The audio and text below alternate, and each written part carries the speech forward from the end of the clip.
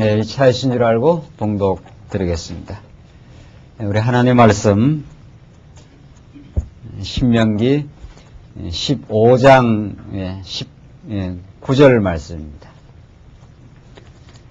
너의 우양이 처음 난 수컷은 구별하여 내 하나님 여호와께 드릴 것이니 내 소의 첫 새끼는 부리지 말고 내 양의 첫 새끼의 털은 깎지 말고 너와 내 가족이 매년에 여호와의 택하신 곳 내 하나님 여호와 앞에서 먹을지니라. 그러나 그 짐승이 흠이 있어서 절거나 눈이 멀었거나 무슨 흠이 있든지 내 하나님 여호와께서 잡아들이지 못할지니 내 성중에서 먹되 부정한 자나 정한 자가 다 같이 먹기를 노루와 사슴을 먹음같이 할 것이요 오직 피는 먹지 말고 물같이 땅에 쏟을지니라. 23절까지 우선 봉독드렸습니다. 우리는 지금 구약 성경에서 하나님께서 이스라엘 자손들을 번창케 하실 뿐 아니라 이제 약속의 땅을 하나님께서 정복해 주시겠다 약속하시고 그 땅을 이제 정복하기 바로 직전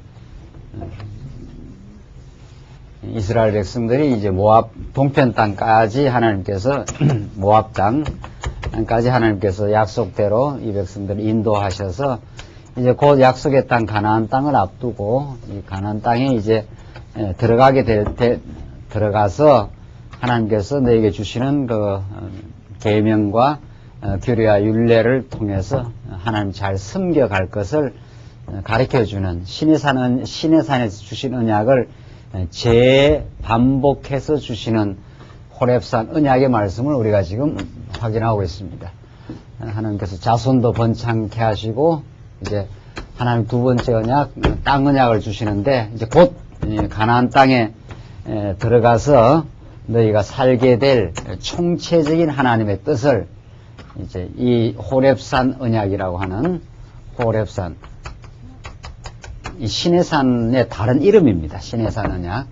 이게 다른 이름, 이 호렙산 언약의 말씀을 지금 주고 계시는데, 우리는 이 호렙산 언약의 첫 번째는 과거를 회고하고, 하나님께서 너희들이 여기까지 어떻게 왔느냐, 이걸 이제 회고해 줍니다. 너희들 많이 범죄하고 어리석게 살았어도 하나님은 아브라함과 맺은 약속대로 너희들 이곳까지 은혜로 너희들을 인도했다. 여기까지 온 것이 너희들이 의로워서 이곳에 온 것이 아니라 하나님이 은혜로 너희들을 인도해 왔다. 이것이 첫 번째 신명기에 나타난 그 내용이었습니다. 그 다음에 이제 하나님께서 가장 중요한 이제 계명의 말씀. 오직 하나님 여호와만을 너희들 이제 들어가서 섬겨라. 전날에는 너희들 많이 배반하고 어리석었어도 이제는 하나님의 뜻을 준행하고 하나님의 은혜를 깨달아 오직 하나님의 여호와 이름만을 높이 경외하는 그런 삶을 살아갈 가장 중요한 이제 계명을 말하고 그 다음에 이제 규례입니다. 규례. 그 다음 네 번째 이제 그 다음 율례. 성경은 이 전부를 율법이라고 그러고 더 정확한 용어로는 우리말로 이제 번역을 율법이라 하는데 성경 그대로 이제 언약 토라라고 하는 말 이게 히브리어로 토라라고 하는 말, 이게 율법인데, 이게 우리 뉘앙스로는 자꾸 이렇게 규범으로 다가옵니다. 구약 지켜야 될 규범으로. 사실은 율법이라는 건 지시하는 길, 어떤 길을 지시하는 이런 뜻입니다. 그러니까 구약에서는 이스라엘 백성들이 지키죠. 그걸 지키는 그 일이, 안식일을 지키는 그 일이 여호와 하나님을 기억하게 하는 여호와 하나님을 가르쳐 나가는 길이라 이런 뜻입니다. 그 길과 진리로 오신 분이 예수 그리스도시니까 그러니까 구약의 모든 율법을 내가 다 이루었다 하는 말이 그런 뜻이에요. 그러니까 지금 우리가 구약 신학에서 더 나아가서 성경 전체에서 가장 지금 곡해가 되고 있는 부분을 지금 우리가 지금 배우고 있는 겁니다. 그러니까 그냥 이제 성경이 이렇게 되어 있다 해서 쭉 우리 이제 배워나가면서 전날에 우리가 얼마나 이 부분을 곡해해 왔는가. 또 여러분과 제가 뭐 곡해하려고 곡해한 것이 아니라 지금 신학에서 지금 신학교에서 이 부분에 대한 복음적인 정리가 세계 신학계에서 지금 너무도 지금 난해하고 곡해되고 있는 부분이 이 부분입니다. 이게 지금 신명기에 나타난 이 율법에 관한 문제. 자, 이것을 도대체 어디까지 지켜야 하고 오늘 이 시대에, 오늘 살아가는 이 시대에 어디까지 지켜야 되고 어디까지 안 지켜야 되는가? 지켜야 되면 왜 지켜야 되고 안 지키면 왜 안 지켜야 되는가? 이런 설명이 너무도 지금 뒤엉겨 있는 부분입니다. 자, 그러니까 어떤 분은 10계명은 뭐 지키라고 그러고, 또 규례 가운데 또 11조 같은 건 지키라고 그러고, 어떤 거는 율례 같은데 이런 부분은 오늘날 적용되긴 어렵다 그러고, 어떤 거는 적용되고 어떤 건 적용 안 되느냐. 이 부분이 하나도 지금 정리가 안 되어 있습니다. 놀랍게도. 자, 그래서 오늘 우리 정말 성도대학에서 하나님께서 주신 이 호렙산 언약은 구약에 하나님께 주시는 약속이에요. 일단은. 그러니까 우리 21세기 직접 우리에게 주신 말씀이 아니라 그러니까 이 구약으로 시간 여행을 해야 됩니다. 우리가 오늘 이 말씀을 깨달을 때 1차적인 독자가 여기에요. 1차적인 독자가 여기 왜 하나님께서 호렙산 언약을 지키라 하느냐 하면은 이렇게 돼 있어요. 너희들 이제 들어가서 가나안 땅에 들어가서 여호와 하나님을 기억하고 경외하고 섬기라고 이 구약 역사에게 구약 독자에게 주신 거예요. 그러니까 모세가 그 당시에 지금 이 백성들에게 주신 거거든요. 1차적으로. 그러니까 그것이 무슨 의미를 가지고 있느냐는 장차 오실 이 성경이 이렇게 돼 있잖아요. 이 성경이 내게 대하여 증거하는 것이라. 예수님께서 요한복음에. 그렇기 때문에 호렙산 언약 이 전부가 구약 이스라엘 백성에게 지키라고 주신 이 말씀이 그 당시에는 지키기도 하고 또 못 지키기도 했어요. 지켜서 하나님 기억하며 살기도 하고 나중에는 이걸 다 어겨가지고 바벨론으로 잡혀가기도 하고 그러잖아요. 그러니까 이 모든 말씀이 장차 오셔서 영원히 하나님의 뜻을 이루시는 참으로 이 언약을 참으로 온전하게 지키실 메시아를 가리키는 말씀이라 이렇게 우리에게 다가오는 거죠. 이렇게 호렙산 언약의 말씀이. 그래야 이게 이 언약이 우리에게는 무거운 멍에로 다가오는 것이 아니라 그리스도가 대신 지켜주시고 우리를 죄에서 해방시키고 하나님의 자녀로 은혜로 우리를 붙들어 가시는 그리스도의 가벼운 멍에가 우리에게 오늘 이 본문의 말씀 그리스도로 성화되어서 오늘 본문의 말씀이 다가오는 거죠. 자, 그래서 우리는 지금 규례의 말씀을 배우고 있는데 규례 가운데도 하나님을 섬기는 규례가 있었고 우리가 지금 공부하는 맥락이 백성을 성별하는 규례입니다. 백성을 성별하는 규례. 백성을 성별하기 위해서는 먼저 식물로 성별하고 두 번째는 면제년으로 성별하고 오늘 배우는 내용이 바로 세 번째 제물로서 성별하는. 이렇게 성경이 아주 체계적으로 흘러가고 있습니다. 우리가 지금 이 흐름을 지금 이 규례의 말씀을 배우되 이런 지금 흐름을 가지고 이렇게 지금 성경이 흘러가고 그러니까 신명기는 한 부분도 빼낼 수가 없어요. 한 부분. 그러니까 또 신명기에 나타난 어떤 요 부분만 따로 이렇게 떼가지고 공부를 해갖고는 아무 의미가 없어요. 그게 생명의 양식이 안 된다 이 말이죠. 하나님을 섬기는 규례, 하나님 택하신 곳에서 너희들 하나님 섬겨라 하는 것이 우리 이 규례에 제일 먼저 나왔어요. 그 하나님이 택하신 장소, 이 예루살렘에서 하나님께서 택하신 예루살렘에서 하나님을 섬겨야 되지 아무 산에 가서 섬기면 안 된다 이 말이거든요. 하나님이 정해놓은 택하신 예루살렘 그곳에서 하나님을 섬겨야 된다 그렇게 나와요. 그러니까 북이스라엘이 예루살렘 떠나서 아무 산당에 가서 제사를 드렸지 않았어요? 그게 하나님께서 이제 범죄 그게. 그래서 하나님 섬기는 규례는 하나님이 정한 규례 규칙적인 예가 있다 이런 뜻입니다. 하나님이 그 정한 그 방식으로 해야 하나님을 섬길 수 있다. 그것이 바로 여러분과 제가 하나님이 택하신 장소 예수 그리스도 안에서 하나님이 섬겨진다 이런 뜻입니다. 여러분과 저의 정성으로 하나님을 섬기는 게 아니라 자 그래서 하나님 섬기는 규례가 나오고 그 다음 하나님을 우리가 섬길 뿐만 아니라 하나님을 예수 안에서 하나님을 만나 그를 경외하고 섬기게 되면은 우리 삶이 성별하게 됩니다. 전날에는 애굽에서는 완전히 죄악에 물들은 인생이었고 광야에서도 얼마나 범죄에 많이 했으니까 그 범죄는 고통입니다. 우리 인생에 범죄는 범죄한다는 건 하나님을 섬기는 것이 아니라 나를 섬기려 하고 나를 사랑하려고 하고 나를 더 높이려고 하는 허탄한 시도거든요. 내가 자꾸 내 자신을 더 높이려고 시도하니까 안 내가 낮아질 때는 그만큼 괴로운 거죠. 그만큼 괴로운 거지. 나를 높이려고 하다 보니까 탐욕을 부리게 되고, 이게 다 우리 삶의 고통으로 다가오고 고난입니다. 우리 인생의 고통의 대부분의 인생의 고통, 뭐 지진이 났다든가 뭐 물리적으로 우리가 다쳤다든가 이런 고통 외에, 그것도 다 근본적으로 따지면 이 죄악 세상을 뜻하지만은 거의 대부분의 고통이, 마음의 고통이 죄로부터 말미암습니다. 하나님을 떠난 거거든요. 그래서 이스라엘 백성들이 탐욕을 부리고 또 고라당이 반역을 하고 그러잖아요. 이게 다 그런 어리석음을 하나님께서 처복종시켜 나가는데, 그런 인생에서 우리를 거룩하게 만들어 가셔요.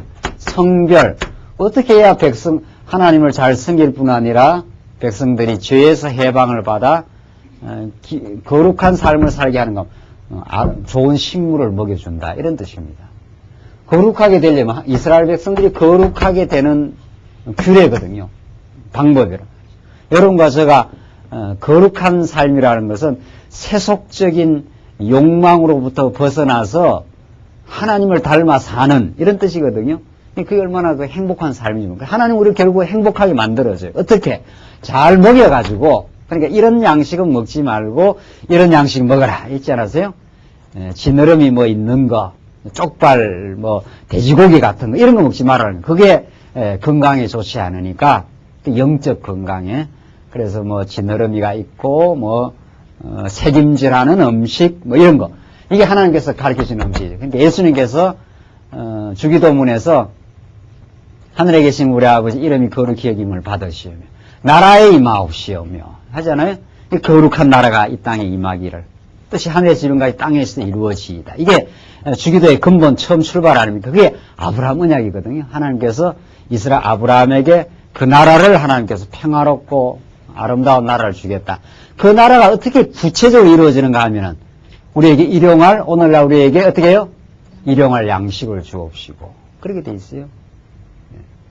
그 나라에서 우리가 풍요하게 즐겁게 사는 방법이 하늘에서 뜻이 이루어지니까 땅에서 이루어지는데, 그 뜻이 이루어지기 위해서 우리가 이 교회에 하나님께서 모이게 했는데, 하나님께서 하나님 섬기는 나라를 만들어 주시는데, 그 나라 백성들이 어떻게 해야 그 거룩한 하나님의 뜻을 따라 살아가는가 하면, 하나님 먹으라는 양식을 먹어야 돼요. 식물을. 그렇잖아요. 부모가 자녀를 사랑하는 구체적인 방법 중에 하나가, 여러 방법이 있지만 그 좋은 음식을 잘 요리해서 먹여서 자녀가 건강하게 자라는 것이 부모의 그 기쁨 아닙니까? 하나님께서 그렇게 하신다. 이 복음이에요, 이게. 그러니까 신명기에서 뭐 갈라진 거 먹으라, 먹지 마라, 이거 왜 기록해 놨겠느냐 말이죠. 이게 우리에게 일용할 양식을 주옵시고, 그 기도 속에 담겨 있는 말씀입니다. 하늘의 생명의 양식, 하나님 우리를 버리지 않고 우리를 언제나 사랑하신다고 하는 사랑의 그 양식입니다. 그 양식을 먹어야 우리가 거룩하게 돼요. 오늘 성도대학 뭐 먹으러 왔어요? 성도대학에 우리 점심 때도 밥 먹겠지만 그거는 이제 2차적인 육신의 양식이고, 우리 오늘 하나님이 우리 자손들을 잘 번창시켜서, 자손을 번창시켜서 이 땅에 들어가서 풍요의 삶을 살게 하시려고, 그래서 하나님께서 좋은 양식, 그러니까 나쁜 양식은 우리가 배제하고 좋은 양식을 먹고, 한살림 뭐 이런 데 가서 사지 않아요? 한살림 잘 모릅니까? 그 유기농 이런 데 가서 사고, 저기 인스턴트 음식 같은 거 이런 거 안 먹고, 그치? 하나님께서 우리에게 좋은 양식. 두 번째, 면제연. 우리가 우리의 죄를 용서하신 같이 우리의 죄를 사하여 주옵시고, 우리가 참 실수하고 범죄할 때가 있고 그때마다 하나님이 용서를 다시 한번 기억하고 깨닫는 게 얼마나 중요한지 모릅니다. 그게 우리가 더불어 살아가는 데 아주 중요하고, 우리가 또 형제한테, 우리가 범죄하는 인생이기 때문에, 우리가 죄 많은 인생이기 때문에 하나님과 같이 되고자 하기 때문에 자꾸 우리 형제에게 범죄할 때가 참 많아요. 그때 우리가 서로 용서하는, 그리스도가 우리를 얼마나 용서했는가. 용서하지 않으면 서로 상처를 주고받고 앙심을 가지고 복수심을 가지면은 괴로워집니다. 저쪽에서 나를 힘들게 할 수도 있고 내가 성도를 힘들게 할 수도 있고 그러면 이 거룩한 삶이 안 되는 거죠. 그래서 면장 그리스도가 7년 동안 종을 데리고 있다가 7년이 되면 다 자유케 하라. 이게 면제는 아닙니까? 우리에게 자유하게 하고 용서하지 못하는 건 우리가 죄의 종으로 사는 거거든요. 그리스도가 많이 용서하신 것처럼 내게 어려움을 준 해를 끼친 그 형제가 얼마나 그 형제도 죄인이었기 때문에 그렇다. 그래서 우리가 용서하게 될 때 그 관계가 회복이 되면서 천국이 이루어져요. 거룩한 삶이 이루어지는 거죠. 자, 일용할 양식을 주옵시고 우리가 다 용서한 것처럼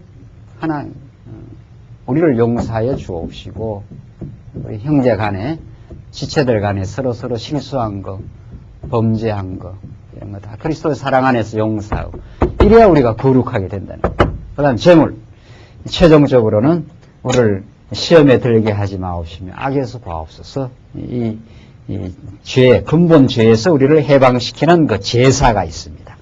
이렇게 구약의 내용은 그리스도 안에서 그리스도의 주기도문 안에서 우리에게 주시는 하나님 베푸시는 은혜로 이 본문의 말씀이 복음으로 다 다가오는 거죠. 그리스도를 통과해서 오늘 이 본문의 말씀 19절 한번 보시죠. 어떻게 하나님께서 이 제물을 먹어서 성결하게 하는가. 첫 새끼를 여호와께 드려 택한 곳에서 먹으라고 하십니다. 19절 봅시다. 너의 우양의 처음 난 수컷은 구별하여 내 하나님 여호와께 드릴 것이니 내 소의 첫 새끼는 부리지 말고 내 양의 첫 새끼의 털은 깎지 말고 너와 내 가족이 내년에 여호와의 택하신 곳 내 하나님 여호와 앞에서 먹을지니라. 이 우양이 처음 난 것. 그러니까 이게 1차적으로 제가 서두에 그랬죠. 이 호렙산 언약은 지금 직접 우리한테 가져오면 안 된다는 거죠. 언제 나올 때는 예수로 통해서 와야 된다는 거예요. 첫 우양에 처음 난 것을 너희가 내 가족이 택하신 곳에서 여호와 앞에서 먹어라 이렇게 했지 않았어요. 지금은 안 그러잖아요. 지금은 우리가 양을 기르지도 않고 말이죠. 또 촌에서 기른다고 하더라도 어떻게 다 할 거예요? 이 말씀대로 하라면은 첫 새끼가 나면은 양을 택하신 곳 가려면은 이 예배당에서도 안 되잖아요. 택하신 곳 어디로 가야 돼요? 요즘식으로 말하면 성지 여행을 가야 되잖아요. 아무 데나서는 먹으면 안 되잖아요. 하나님 택하신 곳 어디입니까? 예루살렘까지 가야 돼요. 그런 지역적인 그런 그림자적인 예루살렘 끝났어요. 이제는 이 산에서도 말고 저 산에서도 말고. 수가성 여인에게 예수님이 가르쳐 주잖아요. 우리 조상들은 이 산에서 예배 드리라 하더인데 당신네들은 예루살렘에서 예배 드리라 합니다. 예수님께서 이 산에서도 말고 예루살렘에서도 말고 내가 예배 드릴 때가 오나니 했지 않았어요? 신령과 진정으로 예배 드릴 때가 온다. 신령, 성령 안에서 진리로 예배 드릴 때가 온다. 예수 그리스도 안에서 예배가 드려진다는 거죠. 우리가 어디에 있든지 간에 그러니까 우양의 첫 새끼를 택하신 곳에 가서 먹으라 하는 말은 우리 오늘 시대로 말하면 뭘 먹으라는 이야기예요? 첫 새끼가 뭐니까?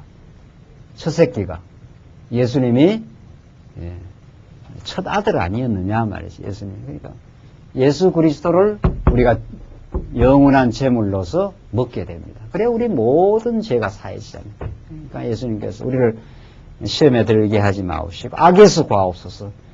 이건 예수 그리스도가 아니면 우리는 악에서 우리는 헤어날 길이 없었단 말이죠. 그래서 우리 날마다 삶 속에서도 그걸 늘 기도하잖아요. 당신 그리스도의 말씀을 먹고 하나님 인정하고 범사에 그래야 거룩한 삶이 이루어지니까. 그래서 이 첫 새끼로 성취하신 오늘 이 본문도 예수 그리스도를 우리가 가르쳐 주는 거죠. 21절. 그러나 거짓성에 흠이 있어서 절거나 눈이 멀었거나 무슨 흠이 있든지 내 하나님 여호와께 잡아들이지 못할지니. 그러니까 흠이 있는 제물은 하나님께 드릴 수가 없다. 그 말이죠. 흠이 있는 제물은 온전한 제물을 하나님께 드려야 그래야 너희 모든 죄가 사해진다. 우리가 다 죄 많은 인생이기 때문에 우리가 제물이 될 자격이 없어요. 우리 자체가 죄가 있기 때문에 우리 대신 예수 그리스도가 온전한 제물로 하나님께 드릴 것. 그러니까 흠이 짐승이 험이 있으면 안 돼. 말라기서에 보면은, 말라기서에 그 온전한 재물을 안 드리잖아요. 이스라엘 백성들. 온전한 건 자기가 다 잡아먹고, 뭐, 눈 멀고, 뭐, 험 있는 거, 이런 걸 하나님께 자꾸 드리니까, 그게 온전한 재물이 안 된다. 그래서 하나님께서 말라기서에서 얼마나 이스라엘 백성을 책망을 합니까? 그 말은, 온전한 재물 대신 예수 그리스도만이 하나님께 드려지고, 그래서 우리가 모든 죄에서 완전히 해방을 받습니다. 우리가 온전히 해방을 받는다는 거죠. 예수가 대속의 제물, 온전한 제물로 드려진 것에 대한 이 그림자적 사건이죠. 22절. 내 성중에서 먹되 부정한 자나 정한 자가 다 같이 먹기를 노루와 사슴을 먹음같이 할 것이요. 오직 피는 먹지 말고 물같이 땅에 쏟을지니라. 피는 생명이기 때문에 이건 다 물같이 다 땅에 쏟고 그 음식을 온전한 그 재물을 너희들이 먹어 하나님 앞에서 이제 거룩의 삶으로 갈 수 있다. 그리스도를 통과하지 않으면 그리스도를 먹지 않고 우리는 죄 용서와 거룩의 삶을 우리 갈 수 없다는 것을 오늘 본문이 잘 가르쳐 줍니다. 16장 넘어가 봅시다. 16장에는 이제 절기를 통해서 이제 우리를 그 성별하게 하는데 절기에 전부 그 재물이 다 들어가는 거거든요. 유월절 한번 보십시다. 우선 세 가지 절기가 나오는데 유월절, 77절, 초막절, 구약의 3대 절기입니다. 구약의 3대 절기.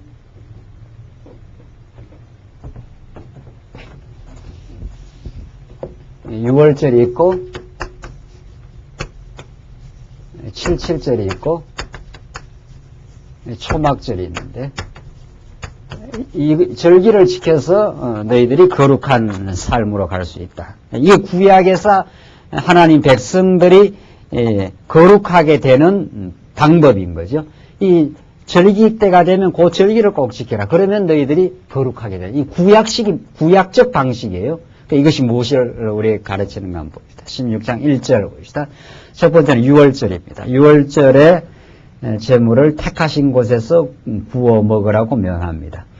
1절 봅시다. 아비벌을 지나, 아비벌은 유대 달력으로 말하면 정월입니다.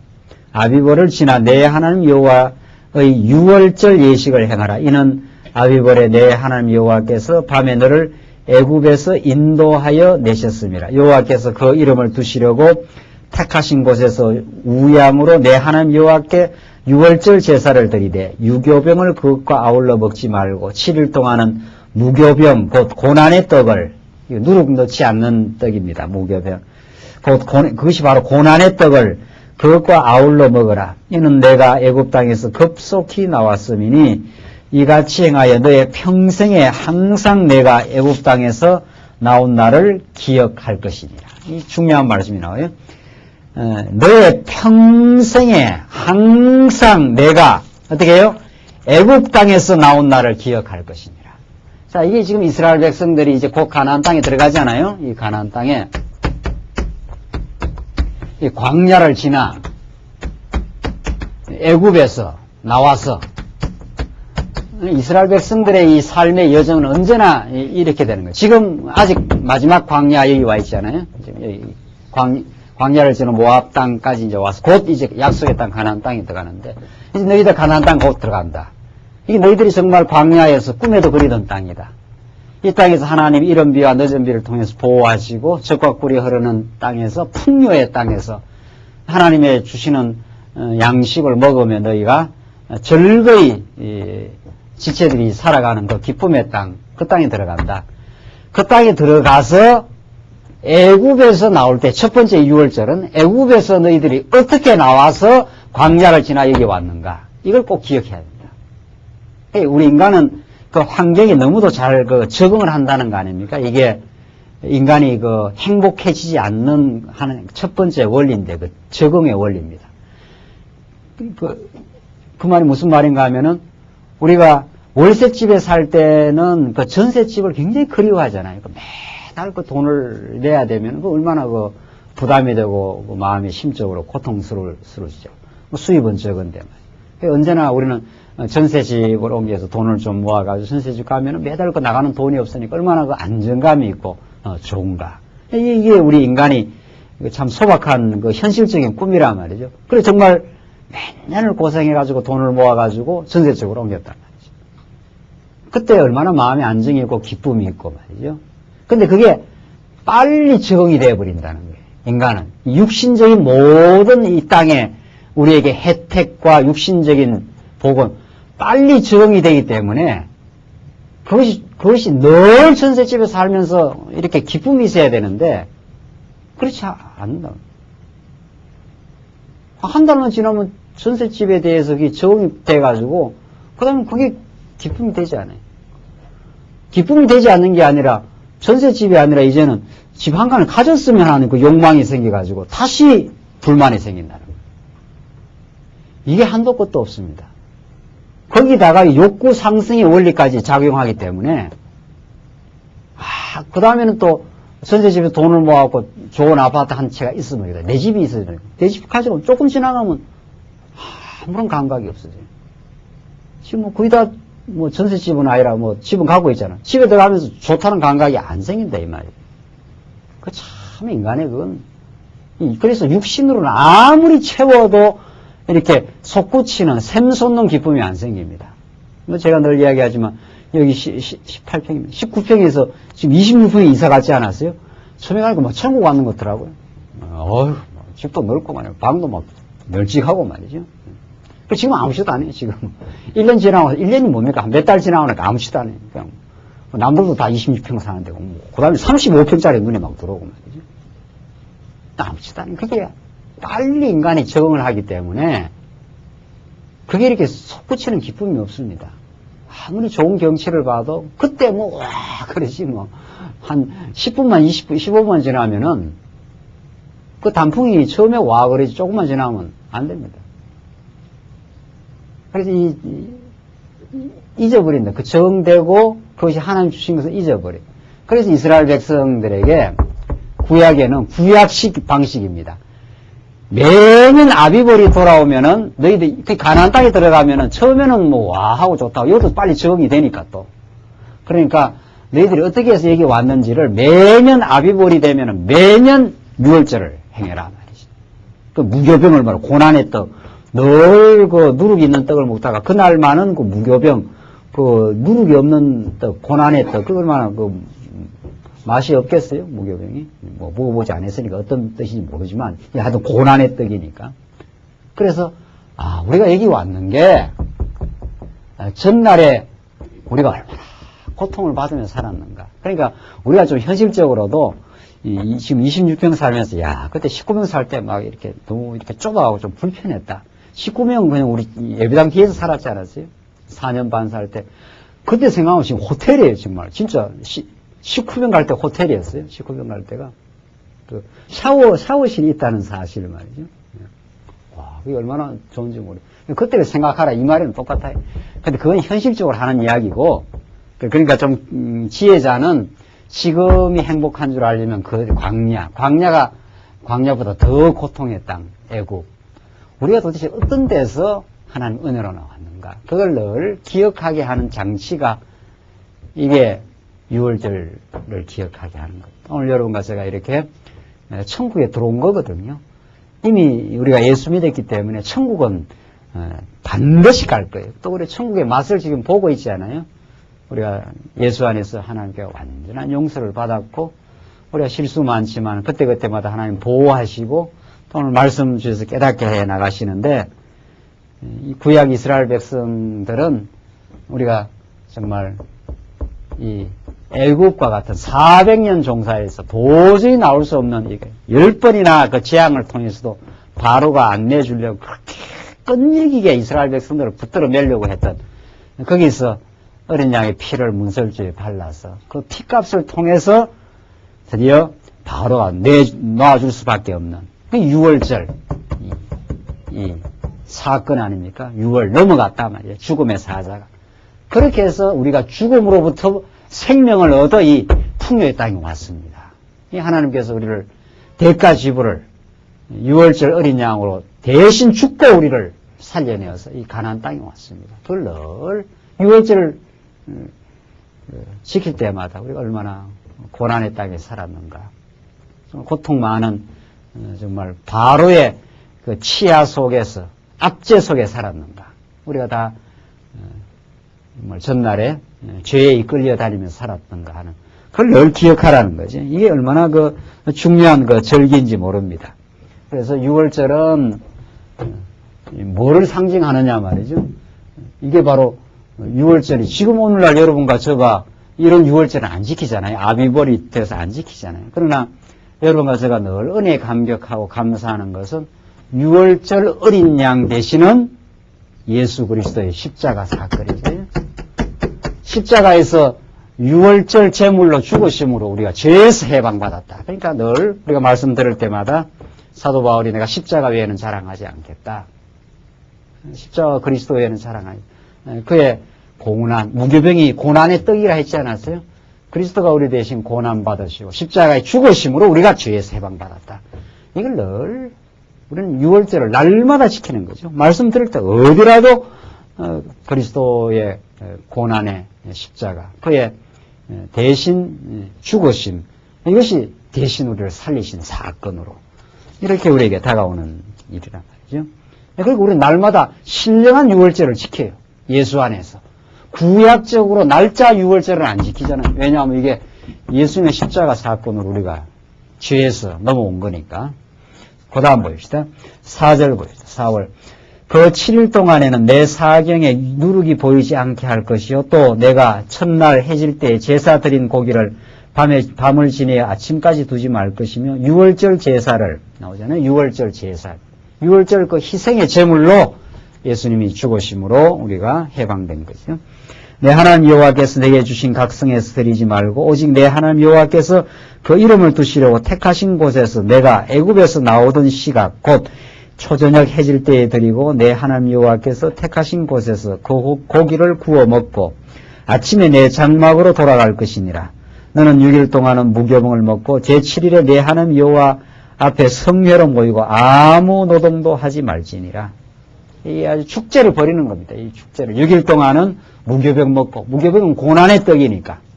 그러니까 6일 동안 그 누룩이 안 들어간 고난의 떡을 먹으면서, 야, 우리가 이때 나올 때 커피 나오느라고, 이 누룩 넣지 않는 떡을 하나님께서 만들게 해서 우리가 얼마나 여기서 참 드라마틱하게, 극적으로 이게 해방되었느냐. 이것이 하나님께서 6월절 어린 양을 죽여가지고 그 피를 문설주에 발라가지고 그래서 이스라엘 백성이 우리가 해방되어 이 행복의 나라로 우리가 왔다. 하나님 은혜 가운데 우리를 왔습니다. 당신이 그렇게 이스라엘 백성들이 늘 6월절을 지키면서 하나님 여호와를 기억하는 거죠. 감사하는 거죠. 여러분 제가 지금 얼마나 지켜야 될 절기입니까 이게. 우리는 이제 날짜로 지키는 게 아니죠. 그죠? 그러니까 골로새서에서 날짜, 절기 뭐 이런 거 하지 말라 이 말 아닙니까? 이게 전부 영원한 6월절로 예수 그리스도 안에서 우리가 날마다 우리가 모일 때마다 6월절 어린 양 그리스도의 고난과 죽으심을 기억하고 늘 감사하고 당신이 고난 받으심으로 우리가 오늘 해방받아 오늘 즐거운 우리가 하나님 섬기는 삶으로 우리가 왔습니다. 이 십자가 사건의 상징인 거죠. 그 다음 9절을 봅시다. 9절로 12절은 77절입니다. 77절. 77절은 77이 49일 지났었는데 7주를 계수할지니 곡식에 낫을 대는 첫날부터 7주를 계수하여 내 하나님 여호와 앞에 77절을 지키되 이 77이 49일 아닙니까? 그러니까 49일 이것이나 77이 49에다가 그 다음 날이 오순절 아닙니까? 오순절.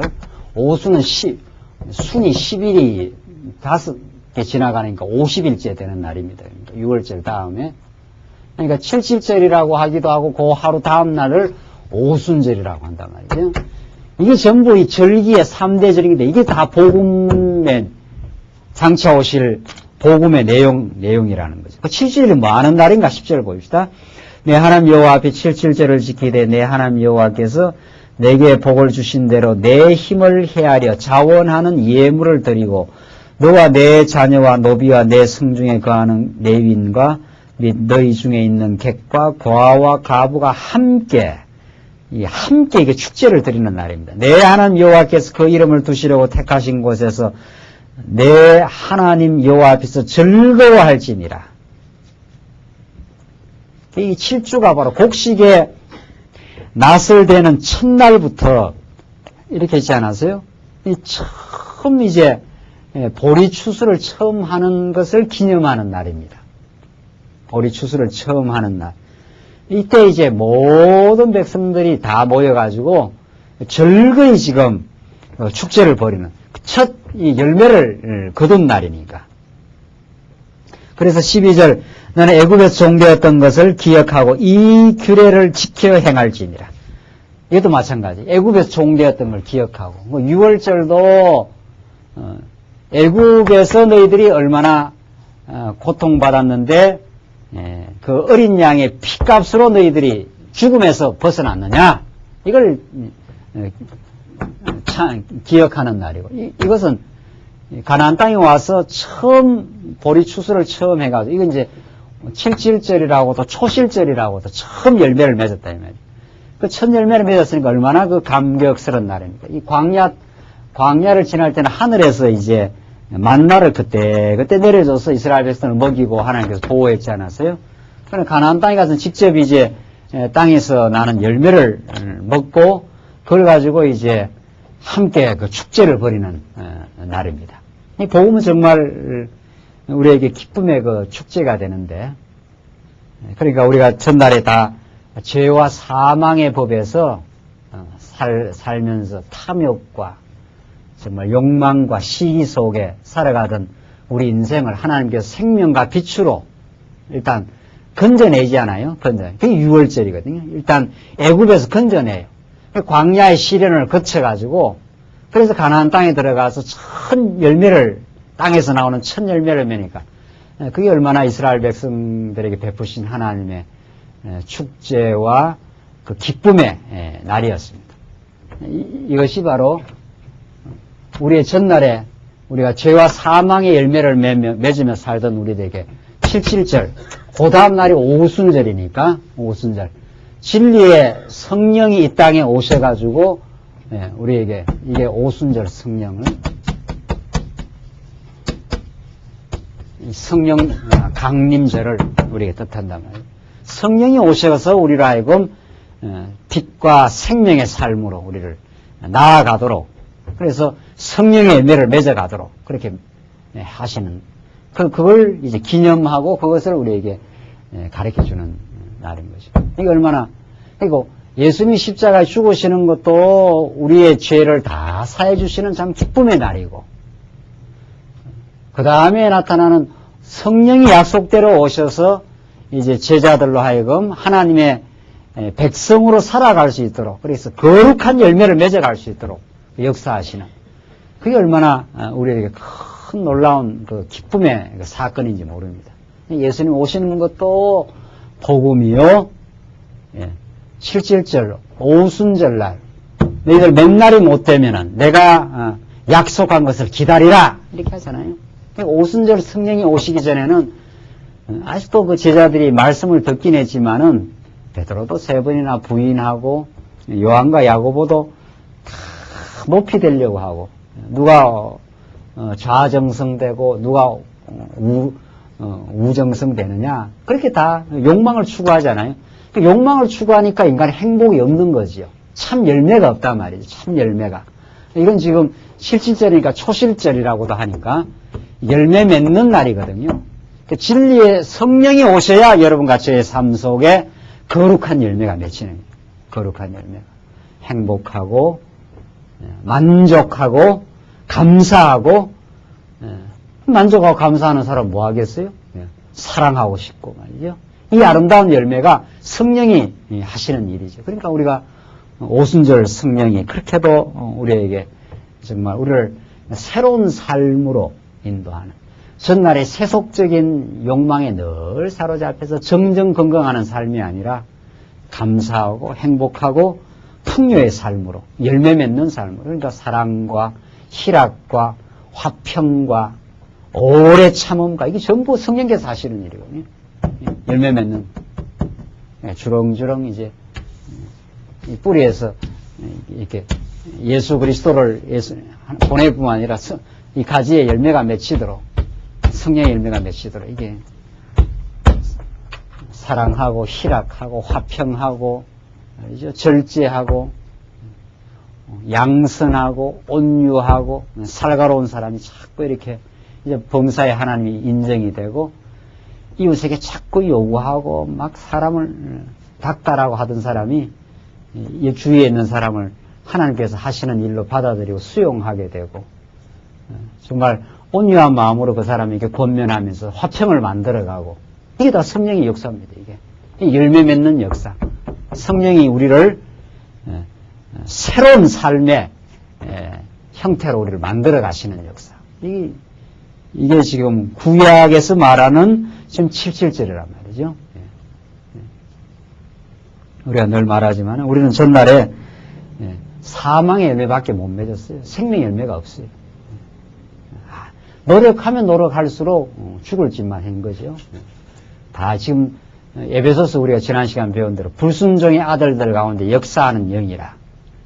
너희도 전날에는 본질상 진노의 자녀였더니, 지금 예수 안 믿는 사람들이 열심히 노력하면 노력할수록 생명의 열매가 맺히는 게 아니라 사망의 열매가 맺힙니다. 노력해서 탐욕을 부려서 더 높이 더 많이 가지려고 말이죠. 그러니까 감사가 없는 거예요. 감사의 대상도 없고, 저를 가르친 지도교수가 말이죠. 세계적인 학자인데 말이죠. 자기 그렇게 좋은 논문을 쓰고 막 좋은 자료가 생겨서 좋은 논문 쓰고 나면 근데 감사할 대상이 없다는 거 아니에요? 그 예수 안 믿는 사람이거든요. 참 그것도 정말 험한 삶입니다. 정말 그 껍데기의 삶이에요. 여러분과 제가 지금 감사의 대상을 알고 참 하루 생활 바쁘게 힘들게 살다가도 저녁에 하나님 오늘 하루 지켜주셔서 참 감사합니다. 이 감사의 대상을 알고 감사하는 마음으로 이렇게 잠자리에 눕는 건 이건 놀라운 하나님의 이 77절의 역사입니다. 오순절날 오신 성령 하나님의 오늘 성취 사건이란 말이죠. 예수를 통해서 우리에게 이루어내시는. 오늘 우리 나와서 늘 우리가 기도하고 하니까 아까 보니까 말이죠. 적응의 원리가 있어갖고 늘상 교연하고 늘상 기도가 자꾸 이렇게 나오니까 늘 하는 건 줄 알죠. 안 그렇습니다. 하나님의 백성에게라야 감사 기도가 나옵니다. 오늘 이 자리에 와서 말씀 배우게 하셔서 감사하고 건강 주셔서 감사하고 그래서 우리 지도교수가 뭔가 하여튼 감사를 하긴 해야 되는데 감사의 대상이 없어서 손을 이렇게 얹어놓고 그냥 감사합니다 이렇게 했다는 거 아니에요? 누구한테? 감사 대상이 있어야죠. 기껏 이제 부모님한테. 그걸로는 영원한 감사가 안 돼요. 부모님은 또 어디서 나오셨는가 말이죠. 우리 신앙생활이라는 게 정말 뭐 복잡하고 어려운 게 아니고 감사합니다라는 언어가 살아나는 것 정말 내가 실수했을 때는 참 미안합니다. 그 자존심이 또 있어가 또 미안합니다 소리 못하지요 우리가 또 감사합니다는 말도 못하고 어느 몇 가지가 우리 인간을 그렇게 따뜻하게 하고 행복하게 한다는 거 아니에요? 하나님 은혜에 감사합니다. 우리가 실수 많은 인생이기 때문에 누가 실수했을 때는 내가 참 실수했습니다. 나를 용서해 주십시오. 그러면 그 용서함을 받는 사람은 괜찮습니다. 이렇게 한다는 거 아니에요? 그럼 저쪽에 죄책감을 이렇게 완화시켜주는 거죠. 괜찮습니다. 당신이 내게 실수했어도 나는 그리스도 안에서 이미 용서받았고 이것이 나를 더 성장시키는 게 괜찮습니다. 이런 언어가 생명의 언어들입니다. 이게 성령께서 하시는 일들입니다. 그것이 있는 사람이 행복한 사람입니다. 그러니까 그리스도를 잊어버리면 감사가 없어요. 자기가 실수하고도 또 자존심이 있어서 용서를 구하지를 못해요. 또 괜찮습니다. 용서를 못해요. 그러니까 계속 마음에 탐욕과 복수할 마음과 끙끙거리는 마음으로 사는 게 인생입니다. 여러분과 제가 그 사망의 언어로부터 못 벗어납니다. 예수가 아니면은 예수 안에서 우리는 감사합니다.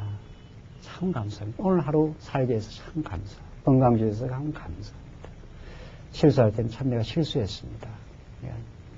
미안합니다. 나를 용서해 주십시오. 그럼 저쪽에서는 괜찮습니다. 다 우리가 실수하는 범죄하는 인생들입니다. 형제만 실수하는 게 아니라 나도 실수가 많습니다. 이게 얼마나 우리를 따뜻하게 하고 그 안에 행복이 있습니다. 뭐 다른 복잡하지 않습니다. 말씀 깨닫고 이 복음을 깨닫고 참 감사합니다. 당신이 아니면 내가 어떻게 죄에서 해방받을 수 있습니까? 당신 때문에 내가 용서 빌 마음이 생겼습니다.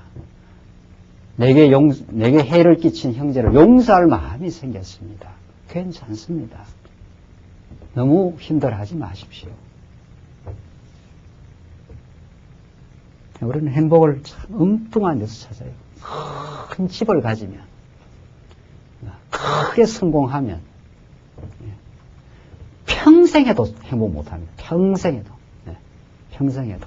지금 내가 예수를 어떻게 이해하고, 내가 어떻게 용서를 받았고, 어떻게 내가 지금 하나님께 감사하고 살아가는, 하나님 내게 얼마나 많이 베푸셨는가를 이 오늘 진리를 통해서, 오늘 77절의 이 비밀을 통해서 깨닫게 되면은 여호와 하나님께 즐거움이 회복된다는 거죠. 곧바로 즐거움이 회복됩니다. 아, 내가 애굽에 살았구나. 하나님 안 붙드시면 나는 죄악 가운데서 영원히 멸망받아야 되는 인생이구나. 그렇죠? 13절 봅시다. 13절. 13절로 17절. 13절로 17절. 택한 곳에서 초막절을 지키며 즐거워하라고 명합니다. 택한 곳에서 초막절을 지키며 즐거워하라고. 이게 마지막입니다. 이 마지막.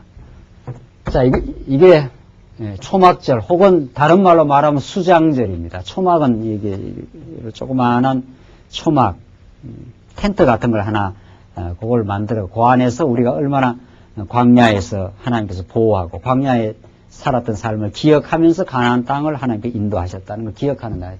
이게 다른 말로 하면 수장절이라고 해요. 수장절. 마지막 절기. 모든 것을 이제 거두어 드리는 마지막 추수하는 이건 첫 열매가 맺히는 날이고 이거는 마지막. 이게 뭘 의미하겠느냐 말이죠. 이게 장차 어떻게 해요? 그리스도의 뭡니까? 재림입니다. 우리를 전부 거두어 드리는 날이거든요. 보십시다. 13절. 너희 타작마당과 포도주 틀의 소출을 수장한 후에 나오지 않아요? 수장. 모든 것을 거두어 저장하는 날. 이게 마지막 미래, 우리의 소망이에요. 미래의 소망. 그리스도가 다시 오셔서 우리를 하나님의 자녀로 거룩한 열매로 우리를 거두어 드리는 날이 있다는 거죠. 수장한 후에 7일 동안 초막절을 지킬 것이요. 그러니까 수장한 후에 그 초막절을 지키면서 우리가 광야에서 우리가 살아왔던 걸 기억하고 하나님께서 보호하셔서 이 가나안 땅에서 영원히 살 수 있도록 우리를 거룩한 하나님 열매로 다 하나님 우리를 거두어 주시는 그 역사. 하나님 우리를 배척하지 않고 거두어 주시는 그 최종적인 절기거든요. 14절. 절기를 지킬 때에는 너와 내 자녀와 노비와 내 성중에 거하는 레위인과 객과 고아와 가부가 함께 연락하되 내 하나님 여호와께서 택하신 곳에서 너는 7일 동안 내 하나님 여호와 앞에서 절기를 지키고 내 하나님 여호와께서 내 모든 물상과 내 손을 댄 모든 일에 복 주시는 것을 인하여 너는 온전히 즐거워할지니라. 하나님 주신 것을 온전히 즐거워. 예수님 오실 때 얼마나 우리가 환호하며 예수님을 맞이하는 거죠. 죄악의 건설을 무지경에 완전히 쳐넣어버리고 우리를 다 거두어들여 영원한 천국으로 인도하는 그날. 그날이 있기 때문에 우리는 오늘의 고난과 우리가 겪는 모든 때로는 어려움도 어제도 우리 그런 이야기 조금 하고 이렇게 잠자리 들었습니다. 이야기 들었습니다만은 도무지 우리가 이 땅 위에 모든 것이 형통하다면 육신적으로 말이죠. 육신적으로 건강하고 잘 살고 자녀들 잘 되고 뭐 모든 게 다 하다면은 우리가 예수를 잘 믿겠느냐 말이죠. 안 그렇습니다. 그러면 우리가 예수님 재림할까 겁나요? 뭐 이 땅이 좋으면 말이죠. 그렇잖아요. 이 땅이 하나님을 의지하고 하나님을 배우면서 우리가 그런 신령한 기쁨이 있어요. 그러나 우리 이 땅은 죄악으로 물든 세상, 죄악의 몸을 가지고 있기 때문에 어딘가에 어려움이 있기 마련입니다. 어딘가는 우리가 아쉽고 간절한 부분이 있기 마련입니다. 그것이 있어서 우리가 예수를, 다시 오실 예수를 다시 바라요. 이미 오신 예수. 이게 6월절은 이미 오신 예수예요. 초림 때. 그렇죠? 예수님이 나를 죄에서 해방시키고 성령이 오셔서 지금 나를 인도해 가시고 이건 지금 현재 지금 여러분과 저에게 감사를 회복시켰고 염려 걱정되다가도 하나님께서 하셔. 이러면 염려 걱정이 물러가고 서로의 상처 주고 상처 받고 살다가 내가 실수가 있었구나. 용서를 구하고 또 용서해 괜찮습니다. 용서해 주는. 이게 지금 성령의 역사거든요. 지금 우리는 그런 삶을 살아가요. 과거에 우리는 죄에서 해방받았어요. 성령의 인도함을 받았어요. 그럼에도 불구하고 아직은 하나님께서 아쉬운 구석을 남겨놔요. 이 땅에. 이 땅을 완전한 천국으로 만들지 않아요. 이미 부모로부터 어떤 어려움을 전수받은 게 있기 마련이고 살아가면서 다 겪으면서 고통과 어려움을 주고받는 어려움이 있기 마련이고 지난날 어리석음 때문에 아쉽게도 못한 것 때문에 오늘 참 아쉬움이 있기 마련이고 그런 게 있기 마련 아니에요. 그때 참 이렇게 했으면 참 더 좋았을 건데 지나갔어요. 그거. 과거는 지나기는 못 바꿔요. 하나님 그래서 다시 만유를 회복시킬 이 땅의 아쉬움과 때로는 지나간 어려움들 또 지금 우리가 남아있는 어려움이 있지만 예수님 다시 오셔서 우리를 모두 회복하고 이 땅을 완전히 새롭게 회복할 만유를 회복시킬 예수님이 오시는 그날에 있어서 오늘의 우리의 어려움과 아쉬움을 우리는 견딜 수 있습니다. 당신이 오시면은 이것으로 우리 인생이 다 끝나지 않습니다. 이 말이죠. 이것으로 지나간 일 바꿀 수 있습니까? 못 바꿔요. 이럴 때 이렇게 했으면 더 좋았을 건데 이게 다 지나갔어요. 그래서 오늘 남아있는 어려움이 있다면 그것은 더 성령을 의지하라는 하나님의 뜻. 다시 오실 메시아가 재림 때 우리를 완전히 모든 걸 다 회복하시고 만유를 회복하셔서 새롭게 하늘, 새 하늘과 새 땅이 반드시 있다는 그 나라를 우리가 소망하고 우리는 오늘을 넉넉하게 이겨나갈 수 있는 그 믿음 안에서 우리가 살아갈 수 있습니다. 그래서 16절 너희 중 모든 남자는 1년 3차 곧 무교절이 6월절이거든요. 무교 77절과 초막절에 내 하나님 여호와의 택하신 곳에서 여호와께 보이되 공수로 여호와께 보이지 말고 공수가 뭡니까? 빈손으로 말이죠. 빈손으로 보이지 말고 반드시 하나님 앞에 드릴 그 제물을 자원하는 예물을 가지고 나오라. 제가 군대교회에 있을 때마다 우리 그 군대 목사님이 말이지 맨날 연복기도 하면서 빈손 들고 오지 말라고 그렇게 기도하더라고. 이거는 빈손으로 가면 안 되는 거구나. 꼭 만 원짜리 하나를 가져와야 되는구나. 이렇게 해서 그렇게 배웠어요. 배우기를. 그런 거 아니고 여기 뭐 만 원짜리 꼭 들고 오라 이런 뜻이 아니고 하나님께 나올 때 누구 가져오라 이 말입니까? 하나님께 드릴 제물입니다. 전부 다. 6월절 어린 양 그 제물을 가지고 하나님께 나아오라. 그래서 너희가 하나님 앞에 드려지는 즐거운 제사가 된다. 하나님은 한 분 예수 그리스도를 영원한 제물로 받고 우리 죄를 다 용서해줘요. 그냥 여러분들 오늘 그냥 와도 아무 상관없어요. 예수 그리스도를 통해서 우리가 빈손 들고 오지 않았어요. 그리스도를 가지고 왔어요. 그리스도를 깨닫고 나면 또 이런 말 하면 연보 안 해도 되는가 보다 또 그렇게 생각하는 사람은 없지만은 우리는 그리스도의 마음으로 정말 산 제사의 삶이니까 우리가 얼마나 사랑하는 마음으로 우리 지체를 섬기고 교회를 섬기는 즐거운 정말 자원하는 마음으로 우리가 연보도 그 그리스도의 마음입니다. 그것도 그리스도를 드리는 겁니다. 알고 보면 여러분과 저의 마음으로 연보하는 게 아니거든요. 인간은 가져도 더 가지고 싶은 것이 인간이지 포기하고 사랑하는 마음으로 버리는 건 그리스도의 마음입니다. 산 제사도 알고 보면은 우리가 하는 모든 그리스도 안에 시간과 재물과 모든 봉사도 그리스도가 하는 그리스도의 마음이 우리에게 다가왔습니다. 그리스도의 지체로서 행하는 거니까. 당신이 하신 일입니다. 당신이 이 섬길 마음을 주셔서 이 복된 우리가 섬김의 삶을 삽니다. 이게 우리가 하나님 앞에 산 제사의 삶, 드릴 영적 정말 예배라 그렇게 말하잖아요. 정말. 그러니까 우리 얼마나